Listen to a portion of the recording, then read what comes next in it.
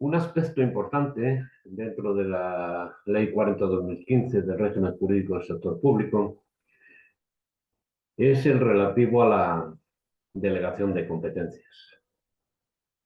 Las administraciones públicas tienen que cumplir con unos determinados fines y para ello sabemos que se sirven de lo que llamamos órganos administrativos.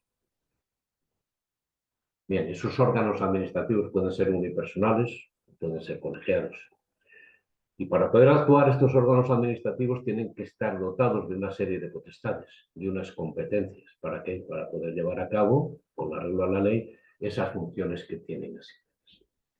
Bien, pues en principio el artículo 8 de la ley nos dice que la competencia es irrenunciable y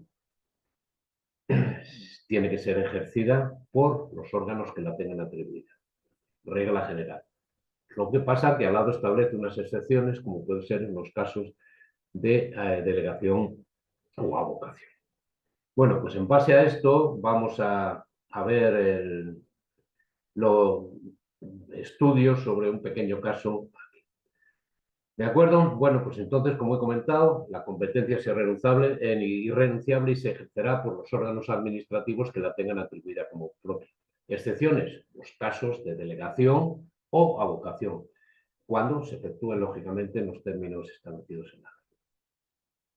Esa delegación de competencias, las encomiendas de gestión, la delegación de firma y la suplencia no suponen alteración de la titularidad de la competencia,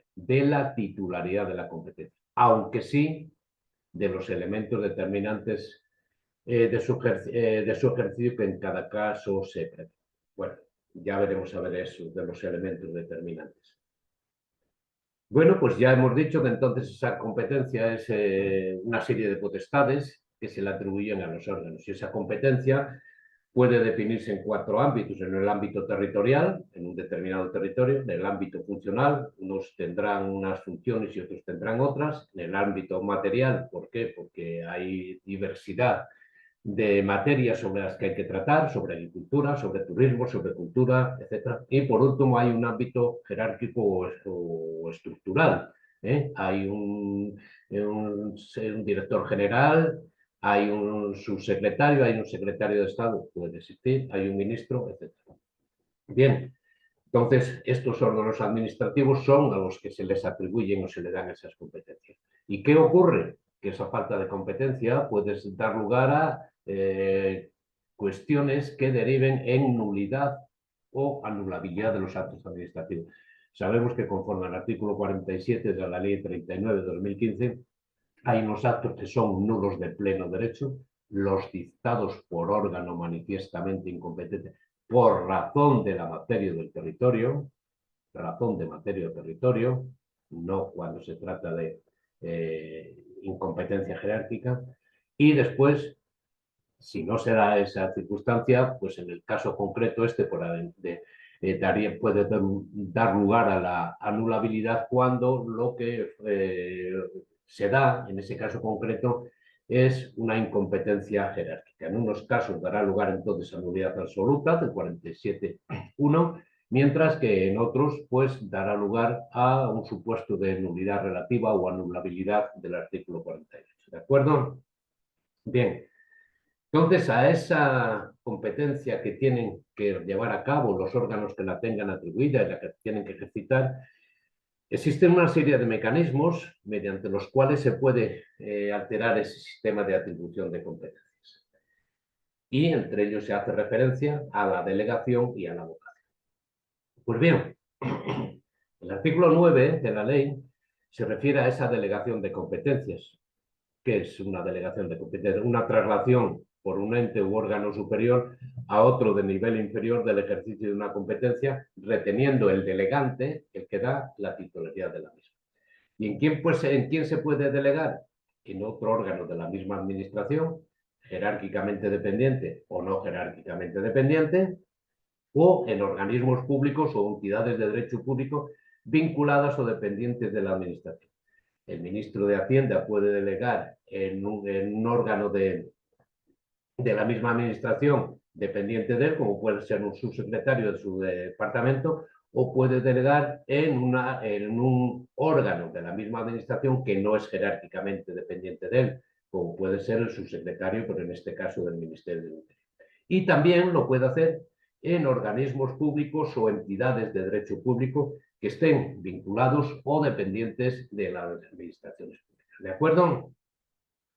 Bien, en lo relativo a la delegación en la Administración General del Estado, bueno, aquí hay unos requisitos que son, en eso no voy a entrar, cuando se trata en otros órganos de la misma administración, y cuando se trata de organismos públicos o entidades públicas de entidades de derecho público que sean dependientes. Bueno, dependiendo de una circunstancia u otra, dependiendo si hay dependencia jerárquica o no hay dependencia jerárquica. Bueno, pues entonces en esas cuestiones no voy a entrar porque si no se haría muy largo. Simplemente, si lo queréis, lo podéis ver aquí. En este caso, si hay dependencia jerárquica y sin dependencia jerárquica. Bueno, y cuando se trata de organismos públicos o entidades de derecho público dependientes, esa aprobación previa. Pero nos dice también el artículo 9 que hay determinadas competencias que no se pueden delegar. Por mucho que se quiera, no se podrán delegar. ¿Cuáles? Los asuntos que se refieran a relaciones con la jefatura del Estado, presidencia del Gobierno de la Nación, las Cortes Generales, presidencia de los consejos de gobierno de las comunidades autónomas o de las asambleas legislativas. Tampoco se puede delegar aquello que haga referencia a la adopción de disposiciones de carácter general. Como os pongo por ahí, pues en este caso, pues yo qué sé, decretos, órdenes ministeriales, órdenes de la consejería, ordenanzas, etc. Tampoco se puede delegar la resolución de recursos en los órganos administrativos que hayan dictado los actos objeto de recurso.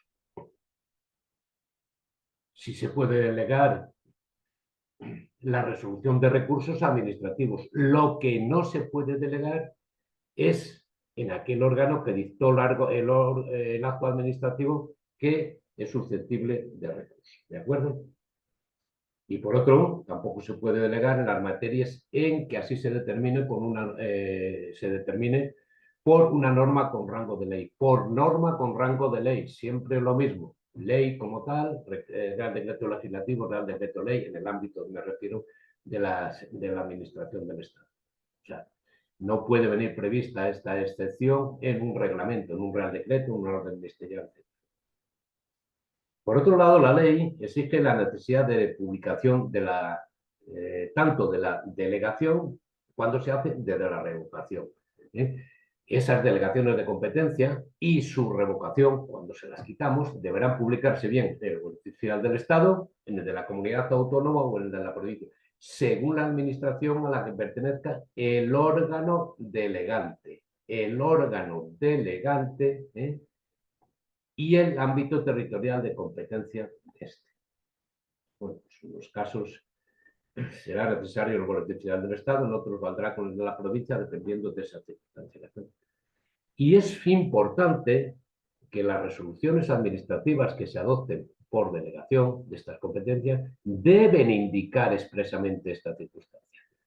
Esta resolución se dicta en virtud de la delegación de competencias efectuada por el señor ministro de Hacienda mediante orden de fecha tal y tal y tal, ¿de acuerdo? Y además se considerarán dictadas por el órgano delegante, por el ministro, en este caso, de Hacienda. ¿Qué quiere decir? Que si queremos interponer un recurso contra esa resolución, tendremos que tener en cuenta quién es el órgano delegante. No será el subsecretario del ministerio contra el que cabría un recurso de alzada por tener superior general, sino que como consideran dictadas por el órgano delegante y es el ministro, el único recurso que cabría sería el de reposición, en caso así estuviese previsto. ¿De acuerdo? Por otro lado, se nos pregunta si puede delegarse una competencia que ya se ejerza por delegación. Pues sí y no. No, o no, salvo autorización expresa no se puede, por regla general. Sí se podrá hacer cuando exista autorización expresa y además de una ley. Y nos dice en ese sentido que no constituye impedimento para que pueda delegarse la competencia para resolver un procedimiento la circunstancia de que la norma reguladora del mismo prevea como trámite preceptivo la emisión de un dictamen o informe. ¿De acuerdo? No será inconveniente. No obstante, no podrá delegarse la competencia para resolver el procedimiento una vez que en ese procedimiento se haya emitido un dictamen o informe preceptivo acerca del mismo. Tiene que tratarse de un dictamen o un informe preceptivo. Si se ha hecho ya, se ha dictado como tal, no cabrá esa delegación. Antes sí podrá hacerse. ¿De acuerdo? Hemos visto antes que tanto el acuerdo, podríamos decir, de otorgamiento de esa delegación como la revocación, que deberían publicarse en el diario oficial correspondiente. Y la revocación de la revocabilidad de esa delegación puede hacerse en cualquier momento por el órgano con afecto. Además, la ley no exige motivación o indicar los motivos por los que se hace. Y hay una circunstancia que es la relativa a la delegación de competencias atribuidas a órganos colegiados, para cuyo ejercicio se requiera una mayoría, un quórum o una mayoría especial, ¿no? Pues entonces, en estos casos, si se requiere unos determinados requisitos, un determinado quórum, ese acuerdo de delegación deberá adoptarse, lógicamente, observando en todo caso dicho quórum o mayoría. Si se exige una mayoría de 2/3, una mayoría absoluta, pues entonces tendrán que tener en cuenta sus órganos que es necesario observar esa mayoría.